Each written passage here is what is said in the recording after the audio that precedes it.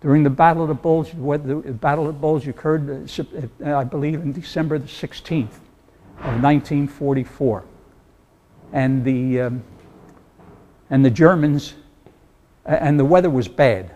So, and the Germans at that time took advantage of the weather, and they tried to break through the lines at the town of Bastogne.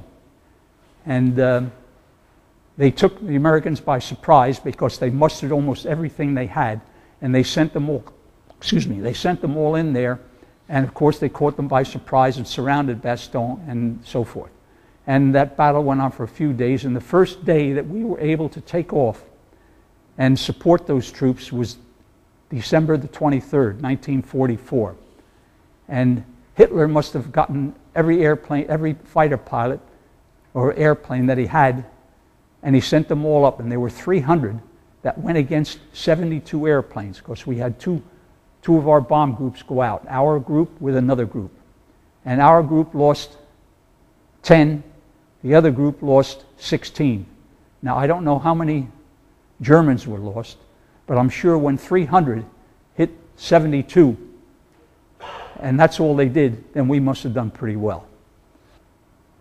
Now, that's some of the main things that I can tell you that are of any interest, because just going out on a bomb run is nothing really exciting other than the fact that you're getting shot at all during the time you're over enemy territory. So, there was one other close call, that we had. When we're coming back from a mission, we land about 30 seconds behind one another. When we took off 20 seconds behind one another with bombs. Well, one would stay on one side of the runway and he'd take off, the other on the other side of the runway, and he'd take off 20 seconds behind one another. And as a result, you stayed on one side of the runway, and the next one stayed on the other side of the runway. And as soon as they got off the ground, they moved out a little bit just to give one another space.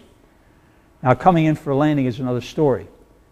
The B-26 was what they referred to as a hot airplane. It needed more runway to take off, and it needed more runway to land, because it was a faster airplane than most of the others, supposedly the fastest during the World War II. And when you flew that airplane, when you made a landing, you couldn't come in fairly shallow and just make a gradual landing like it was with most airplanes. You had to come in with a little power on and fly at a steep grade, because the airplane used to have to flare out in order to be able to land. Trying to keep it at a lower speed and flying level was not in the cards. So we're coming in and we landed 30 seconds behind one another. Now the fellow that was flying ahead of us when we came back and were landing came in much too low. So as a result, he had to gun his engines, and this may have been another reason why they didn't want us to land that way. He gunned his engines, and as a result, he had to pull almost full throttle. And those engines had 2,000 horsepower apiece, and you have two engines there. And I could see immediately, as soon as that happened, I could see the air churning in front of me. Just like you see a whirlpool, you know, when the wind blows sometimes over the ocean, you could see a little whirlpool. Well, I could see the air, and I knew something was going to happen. But you don't know what. And sure enough, as soon as we hit that eddy, the airplane just turned up on its wing, and I immediately jumped on the controls with the pilot in the same motion, and we managed to level it enough that it hit on one wheel and turned on an angle of roughly about 20 degrees and right off across the field at 130 miles an hour. And that's over a rough field, no runway or anything. Fortunately, the airplane was strong enough, nothing happened to the airplane, and we got out of that one. But that was one of the trickiest things in all the flying that I did with a B-26. And I loved the B-26 because flying in formation was very, very easy as far as I was concerned, because I loved it, and I just loved flying it. We had a pilot, co-pilot, bombardier. Well, they called him a bombardier navigator, because he had some navigation training, but not the way an authorized navigator would have. And then they had a radio gunner, an engineer gunner, and a tail gunner. And they had a top turret, which the radio man operated, and the waist gunner was usually the engineer, and the tail gunner was his position.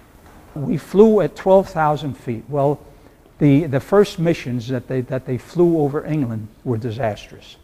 They sent out a mission to bomb some of the submarine pens at the Calais area. They sent out 10 airplanes. They lost all 10. So I don't know if it was General LeMay or whatever it was, but anyway, one of them decided that they should try daytime bombing at an altitude of 12,000 feet. So they started that, and it worked out fine. And as a result, they were very successful with that. And they did use the Norden Bomb Site, and the Norden Bomb Site was very, very effective instrument. Whenever we were over enemy territory, we flew evasive action. We used to fly as a group. The 36 airplanes would make a 30-degree turn every 12 seconds, because it used to take 15 seconds from the time you were sighted and the gun was fired, the shell reached the altitude and exploded, was 15 seconds. So we had to cut short that time and make a turn every 12 seconds.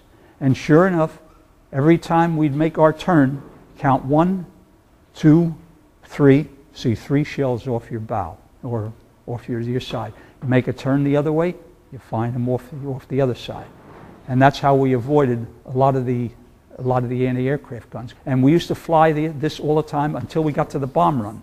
In the bomb run, we had to fly straight and level 90 seconds, so that the Norden Bomb Site could control the airplane, because it switched the control over the airplane of the Norden Bomb Site, and the Norden Bomb Site took it. The pilot just took his hands off the wheel, and the Norden Bomb Site guided it in. And when we flew the 90 seconds, all of a sudden we started seeing shells off our both sides, because they were anticipating us making turns. And we weren't making turns. By the time we had dropped the bombs, they didn't realize that we'd already dropped the bombs and we're starting to turn and do our evasive action again. It was too late. So, and we never had any losses on any of those. They took every one of the B-26s and they flew them to a field in Germany, and they blew them all up to give the Germans aluminum for Lend-Lease in order to get their economy going. And as a result, today we only have one B-26 in the United States that is flyable. And that belongs to a man who, well, it was eventually restored by this man, a fellow by the name of Weeks. He has it in Florida. Well, thank you for listening. I appreciate it. And,